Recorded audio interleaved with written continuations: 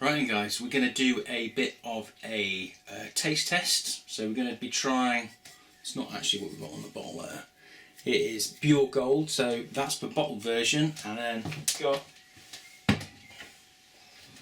going to put it up against the keg version. So we're going to get these in a glass and we'll check them out. Okay, so this is the kit. It's Bure Gold, so Woodfordes Bure. It's not a Woodfordes Bure. It's a Bure Gold. It's a Woodfordes Bure Gold.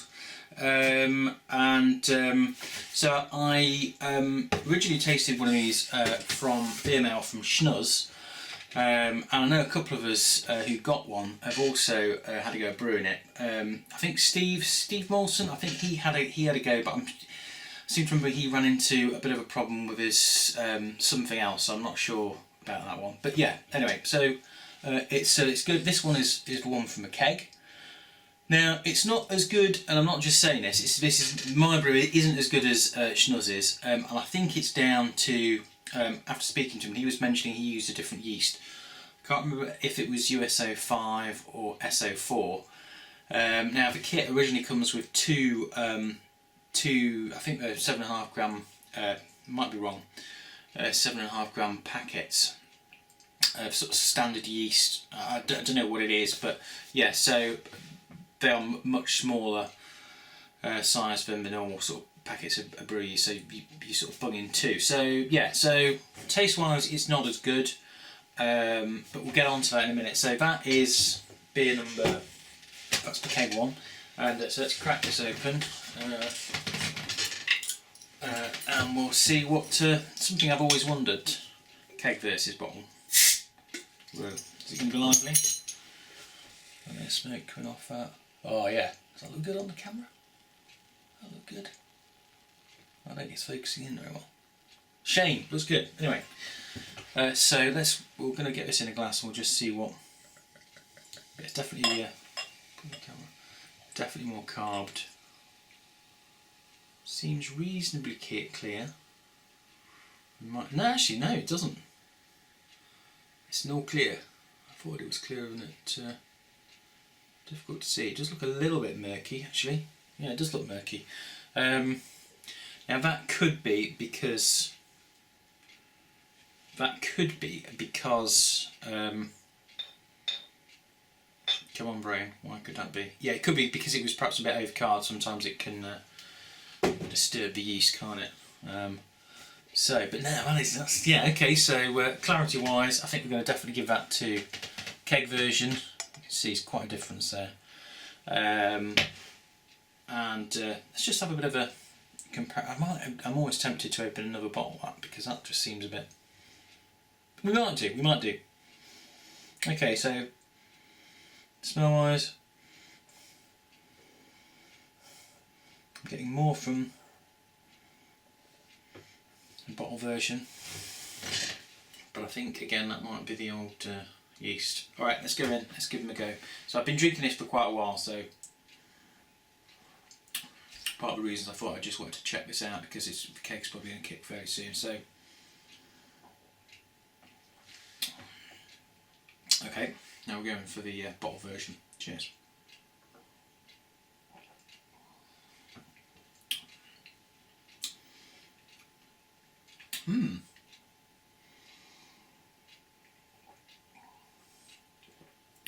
Well, there's a definite difference in taste, and again that could be obviously the yeast looks like it.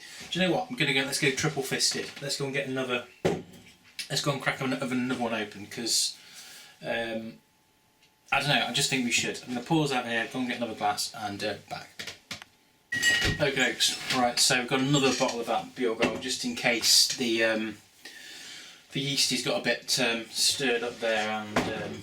You know, it could be making the difference. Oh, I've lost my thing, I've lost my thing. Okay, right, so actually that looks like it might have settled a bit now. So just to compare again, keg and bottle. Right, I'm going to crack another bottle open.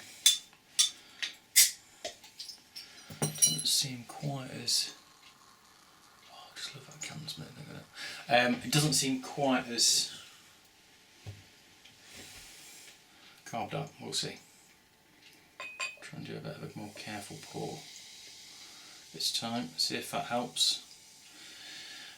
So one of the things I noticed with when I brewed this versus Schnuzz's was the hops. I wasn't getting as much, I wasn't getting the hops through.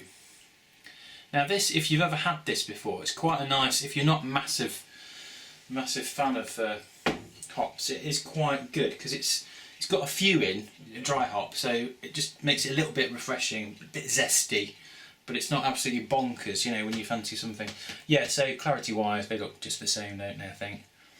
But these bottled versions, when I've bottled before, I've always batch primed, and so I've kind of probably gone the sort of lower end of the sugar per amount of sugar per bottle, because I kind of well, just have. But this time I've been using those sugar drop, carb drop things. So I think it's perhaps a little bit more carb than I mean, certainly loads more than this. Anyway, I'm rambling on. So let's while we've still got thingy, let's give these two a go then. So we know the difference between those two. So this is the bottle number 1.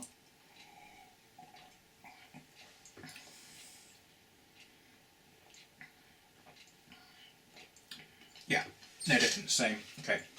So it just looked a bit thingy. Alright, so let's go back to this then.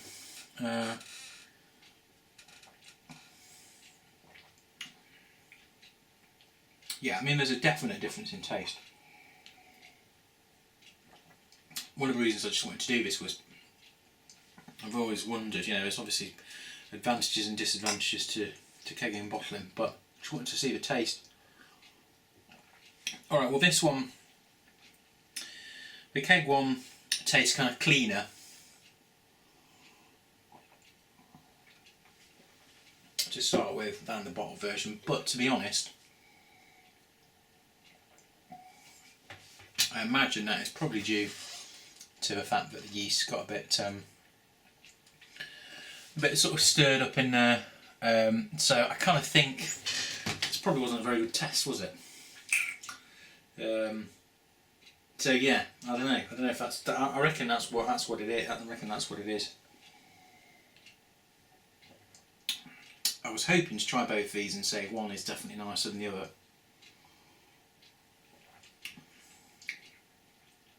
But really,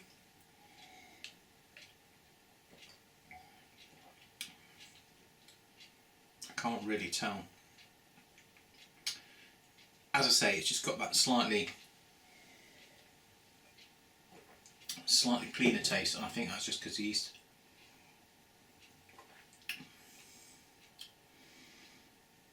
I should have done one of those blindfold things, shouldn't I?